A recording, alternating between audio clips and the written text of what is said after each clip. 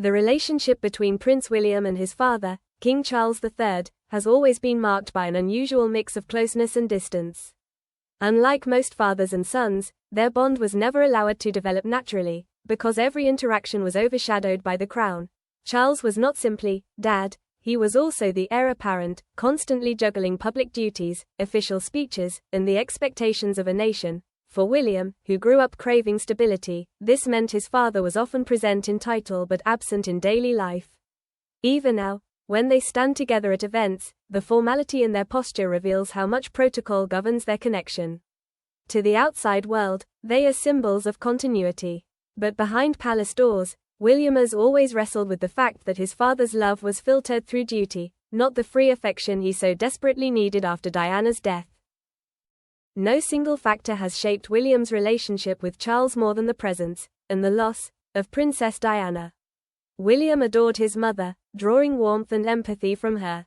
Yet Diana was also the woman who publicly spoke about Charles's infidelity and her unhappiness in marriage. William grew up watching his mother suffer and hearing whispers of her pain, which left deep impressions on his young mind. Even as an adult, those memories color his bond with Charles. He respects his father's position but struggles with the past his father represents. Diana's tragic death in 1997 further complicated everything. William became both Charles's heir and the custodian of Diana's legacy. In many ways, Diana became a silent barrier between them, a reminder of love lost, mistakes made, and wounds that time could not heal.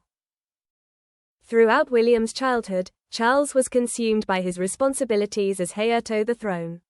His life revolved around speeches, causes, and traditions, architecture, the environment, and the endless schedule of royal obligations. He was admired for his intellect but often criticized for his emotional detachment.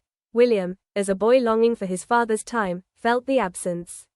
While Charles believed he was serving the nation, William simply wanted a father who would sit with him, listen, and understand. This imbalance shaped William's personality. He grew determined to be a more present parent to George, Charlotte, and Louis than Charles had been for him. The distance Charles thought was normal royal duty became, for William, a warning sign of what not to repeat. As William grew older, he began to show a leadership style that contrasted sharply with his father's. The public, still grieving Diana, often saw William as her heir in spirit, not just in blood. He was approachable, empathetic, and more willing to connect directly with people. Headlines praised William's modern touch, while criticizing Charles's stiffness, creating an unintended competition between father and son. Though William never sought to overshadow Charles, the comparisons were inevitable. They planted quiet tension in their relationship.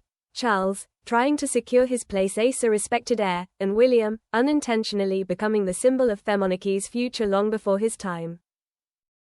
No chapter of Charles's life weighed heavier on William than the story of Charles and Camilla.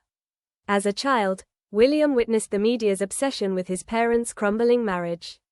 He knew how much Diana suffered, and he could not easily forget. Accepting Camilla into the family was one of the most difficult adjustments of his adult life. Over time, William grew cordial with her, for the sake of peace and unity, but insiders say it took years for him to reconcile her presence with the pain of his past. Each time Charles appeared publicly with Camilla, it reminded William of the scars Diana left behind. His relationship with his father was tested not just by the crown, but by the complicated history of love, betrayal, and forgiveness. Charles and William share the same destiny but embody it differently. Charles leads with intellect and tradition, preferring speeches, charities, and policies. William leads with heart and presence, showing empathy, humor, and accessibility. This clash of styles often creates differences behind palace walls. William wants a monarchy that adapts to modern expectations, while Charles leans toward preserving heritage. Neither approach is wrong, but they reveal a divide in vision, one rooted in history, the other in evolution. For William, this means he often feels ready to lead in ways Charles doesn't fully embrace. For Charles, it is a reminder that his son may be more popular with the public, a subtle tension neither openly addresses but both deeply feel.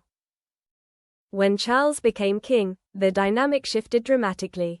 William was no longer just the dutiful son, he became the Prince of Wales, the official heir, and the undeniable future of the monarchy. The transition created an unspoken challenge.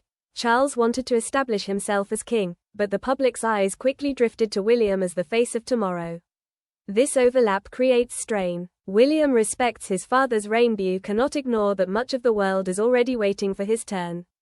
For Charles, it is a delicate balance between mentoring his son and asserting his own authority as sovereign. Their crown, once a distant future for William, now hangs close and to cast a shadow on their bond. Despite everything, there is pride in Charles's eyes when he looks at William. He recognizes his son's dedication to duty, his modern appeal, and his devotion to family. But William often remains emotionally guarded. He shares his deepest worries with Kate, not Charles, and leans on his own instincts rather than his father's advice. Their relationship has softened over time, but it remains cautious, like two men who respect each other's roles but cannot bridge the emotional distance. For Charles, William is both a son and a successor.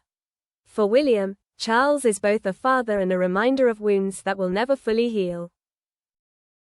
Observers often wonder, have William and Charles reconciled, or does quiet resentment still linger? The answer is likely both. They have found common ground in their shared mission to preserve the monarchy, but disagreements, over vision, over the past, over personal choices, continue to spark beneath the surface. William cannot forget the pain Charles indirectly caused Diana. Charles cannot ignore that his son's popularity sometimes overshadows his own reign. Their bond is a mix of loyalty and distance, of pride and pain, an uneasy equilibrium that keeps them connected but rarely close.